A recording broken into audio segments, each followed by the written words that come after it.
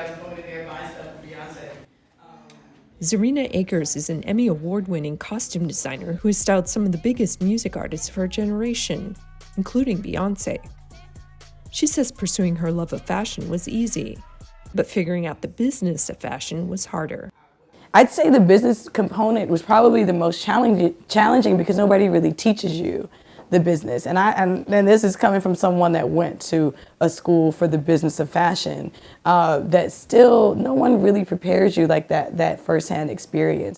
I definitely had to kind of figure that out on my own. She's sharing her knowledge with others at a business symposium that aims to empower Black creatives in the field. We wanted to give designers, fashion industry professionals in total, the opportunity to learn how to monetize their creativity. It's also about giving credit where credit is due.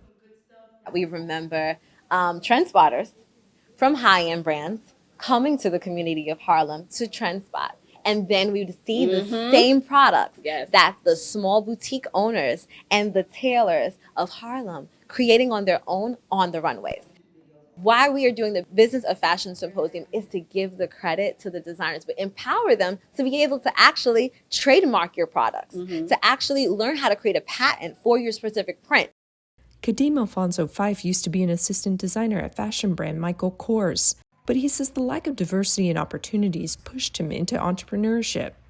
A lot of the design teams that I'm on are like 6 white women, like maybe 1 Latino, and then me. And so I've really just had to forge my own path. A consultant for fashion startups, Fife has written a book that guides designers on launching their first collection. The consulting and my sort of independent design work is sort of the brand that I've had to build for myself in order to make a name for myself in an industry that is not really built for me to succeed. Stylist Frances Leslie Million worries about the increasingly transactional nature of everyday interactions. Everyone had to become a business. Everyone had to become a brand, which was great in some respects, you know. But then outside of that, we just lost community.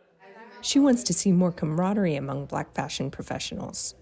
Just being transparent and vulnerable with one another. I feel like we will be over the top and great because all of that outside noise, it can't infiltrate us if we're tight, if we've got our community on lock. Here in Harlem, when access and opportunities are limited, the business of fashion becomes a community affair. Tina Trinh, VOA News, New York.